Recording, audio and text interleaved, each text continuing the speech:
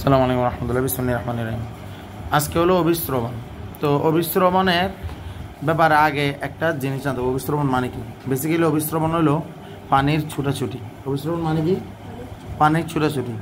অর্থাৎ পানির ছুটাছুটি বলতে পানি কোনো একটা জায়গা থেকে আরেকটা জায়গায় চলে যাবে। মানে একটা জায়গা থেকে আরেকটা জায়গায় চলে যাবে। এই চলে যাওয়াটার নিয়মটা কীরকম এটা জানার জন্য মূলত আমরা অভিস্রবণটা পড়ি। কথা কি বোঝা যাচ্ছে?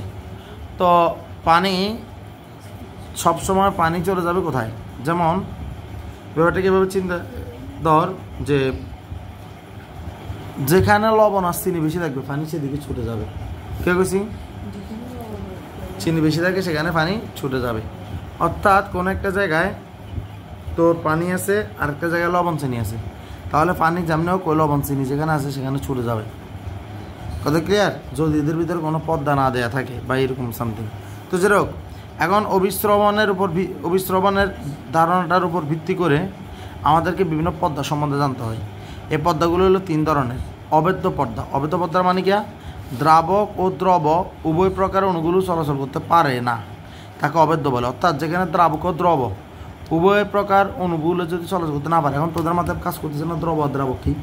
যেমন ধর তুই যে শরবত বানাবি, শরবত বানাইতে হইলে চিনি নেওয়া লাগে না, লেবু রস নেওয়া লাগে না, দিলাম তো লেবু শরবত বানাবো বা ট্যাঙের শরবত বানাবো। তো যেটা নেই, এটা মূলত দ্রবটা কি চিনির আর হলো ট্যাঙের দ্রব।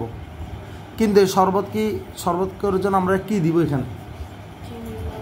মানে এটার জন্য কি দিব? শরবত খেতে দিলে কী দিতে হয়? চিনি পানি দিতে হয়।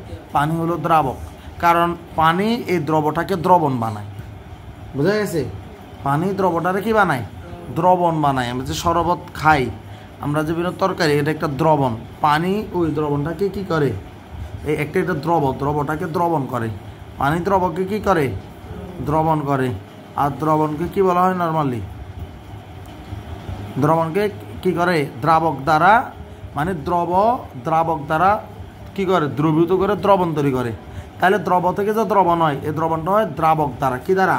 দ্রাবক দ্বারা। পানি হলো একটা দ্রাবক, পানি একটা গিয়া দ্রাবক। কথা কি ক্লিয়ার? তো তাইলে এখন দ্রাবক ও দ্রব এই উভয় প্রকারের পদার্থগুলো চলাচল করতে যদি না পারে, সেটা হলো অবেদ্য পর্দা।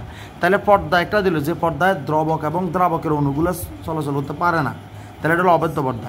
আর যেখানে চলাচল করতে পারে সেটাকে বলে বেদ্য পর্দা। তাহলে চলাচল করতে পারে না, অবেদ্য। যেমন পলিথিনের আমরা ধর পলিথিনে একটা থেকে আমরা ভিতরে ধর লবণ চিনি দিয়ে প্যাকেট করে আমরা ভালো করে মেরে পানিতে ছেড়ে দিয়েছি, তাহলে কি এটা মিক্স হবে? পানি কি চলে আসবে লবণ চিনির কাছে?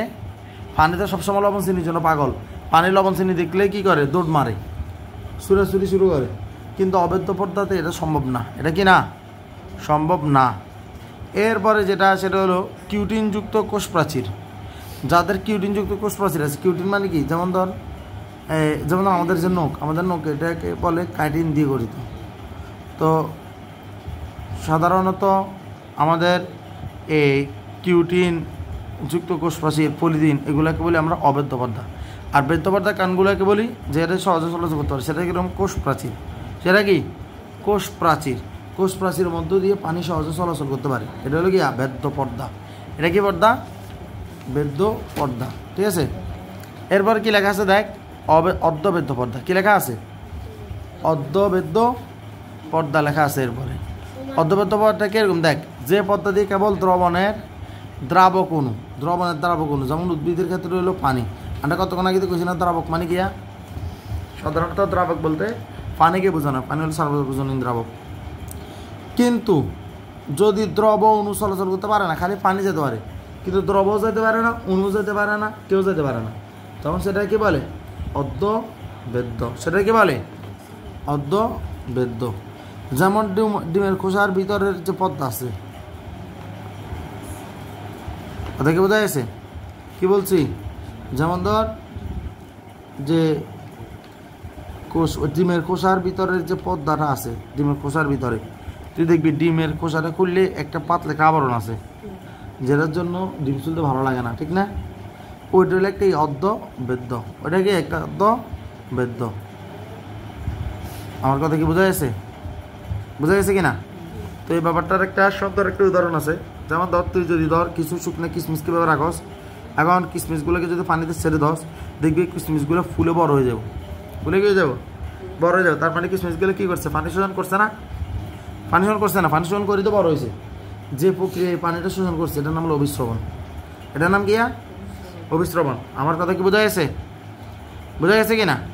আগামীকালকে আমাকে